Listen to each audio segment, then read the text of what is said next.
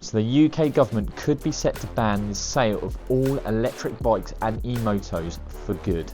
So last month, MPs met in Parliament and listened to a Labour MP set forward a new bill that could see the ban of all sales of electric bikes and e-motos, just like this one here. So if you ride anything electric on two wheels, you're going to want to watch this video because this is going to affect you. So this is the video and the news that I'm sure all of us just don't want to hear. Like I said, MPs met in Parliament last month and they listened to a Labour MP called Julie Mims put forward a new bill to ban the sale and marketing of all electric bikes that do not meet the EAPC rules. It doesn't just even affect the e-bikes themselves, this also applies to any conversion kit. Mr. Speaker, I beg to move that leave be given to bring in a bill to prohibit the marketing, sale and supply of electrically assisted pedal cycles that fall outside of the class of electrically assisted pedal cycles prescribed under the Electrically Assisted Pedal Cycles Regulations 1983 and of equipment capable of converting a pedal cycle into such a vehicle and for connected purposes. She claims that the marketplace and overseas sellers are selling these kits and these bikes without proper checks, with limited safety information and no proper regulations. She says that too many buyers are jumping online and just because that something is promoted on a website, they think it's safe when it's not. She's claiming that they're all dangerous and that they shouldn't be sold to the public. And the types of bikes and products she's referring to is what she calls monster bikes. For me and you, we will know this as Surron, Talarias, Starkwagens, basically our high-powered e-motos. So in her speech, she tries to explain exactly how dangerous these bikes are to society. She tries to put forward cases of things that have happened in Australia, in New York, in America. And then she raises 2 incidences in the last year in the UK. Last year in Australia, a pedestrian was killed after he was struck by an illegally modified e-bike. Last October, a 60-year-old woman was killed in New York by an e-bike capable of travelling at 30 miles an hour. Now don't get me wrong, that is bad, 2 incidents is too many, but are these things really as dangerous as she's making out? Now I've said a million times in my videos, for me personally, I cannot see how a bike is dangerous. This bike is now sat in my garage next to me. This is not a dangerous machine. The only thing that is dangerous is the rider who is riding it, and riding dangerously is a cause for concern. I'm sure if you looked at the stats throughout the UK, there's far more dangerous things on our streets than these bikes. Let's take knife crime, for example. Now, I don't know the exact stats, but I'm sure there are hundreds of people that are injured and are killed by knives every single year here in the UK. So does that mean we should now ban the sale of all knives? You know, even the knives, you could be eating your dinner right now with a knife and fork. Should we now turn around and say, well, actually knives, all knives are dangerous, we should ban all knives, no one should be allowed to use a knife. Doesn't matter where, doesn't matter how, you are not allowed to use knives now in the UK. This is just how ridiculous this is getting. So let's go through exactly what this bill is proposing.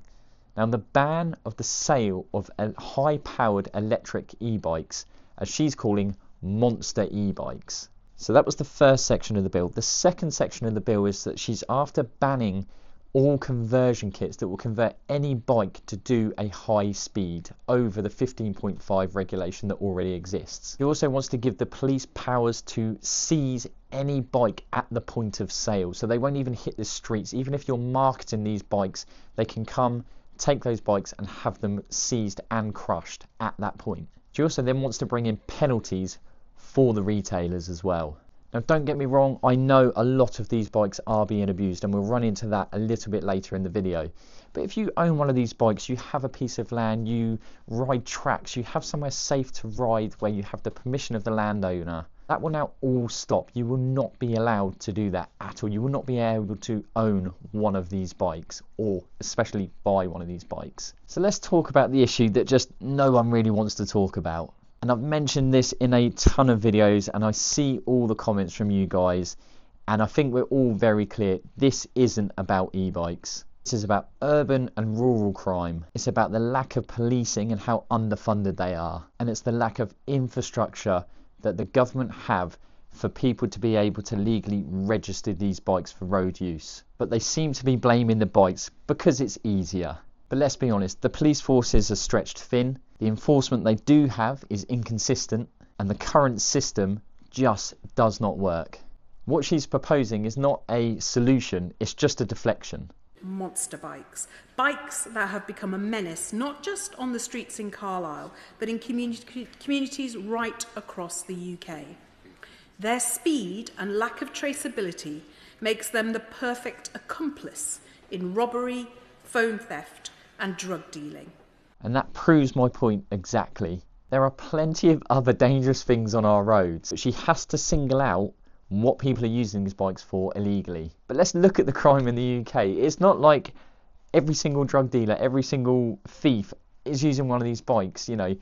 They're using every other mode of transport. But the fact that these are new, they don't know how to regulate them, they don't know how to enforce them.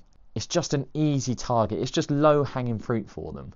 And there's so many other things that they could be doing to help people ride these responsibly. I've said a million times in my videos that registering one of these bikes is the most archaic system known to man. What they should be doing is just invest into an online portal where people can easily and simply go on there and register their bikes with ease.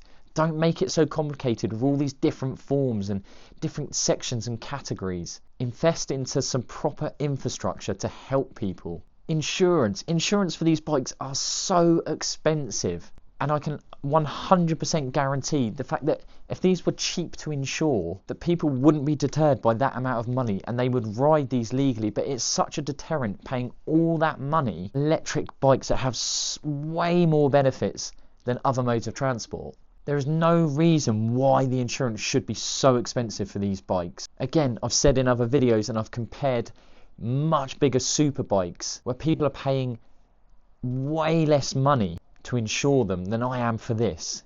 Lower premiums would equal higher compliance. It's obvious. So many people would ride legally if it was realistic and affordable. They could also look at investing in places for people to ride these bikes. Don't outlaw them. Work with the people that ride them. Create places, safe places where people can physically go and ride these bikes and enjoy them. She then goes on to say this. It must be the case that when a product is capable of killing or causing injury and its sale cannot be reasonably regulated, it simply should not be sold. If products are capable of killing and causing injury, they must be banned. Now, surely that applies to literally everything in life. Mr. Speaker, this is a practical, evidence-led measure to reduce the harm we see in our communities, to protect vulnerable people and to make our streets safer. Evidence-led. Now, I would love to see this evidence. I'd love to see this evidence stacked up against other things like cars, like other motorbikes, mopeds. It is obvious that other modes of transport cause way more harm and kill way more many people than these bikes do. So I can't see how this is evidence-led. But yeah, I don't know. Is this just another power move by the government? I'd love to know what you guys think in the comments, because I know a lot of people that watch these videos are going to be people that own these bikes, enjoy these bikes, enthusiasts. And it's definitely not the sort of news that we really want. But yeah, drop your comments below, guys. I'd love to know what you think. As always, thank you ever so much for watching these videos till the end. If you've enjoyed it, go ahead and give it a thumbs up. Go ahead and put your comments below. And if you haven't done already, go ahead and hit that subscribe button for me. And I'll keep you updated, and I'll see you in the next one. Take it easy.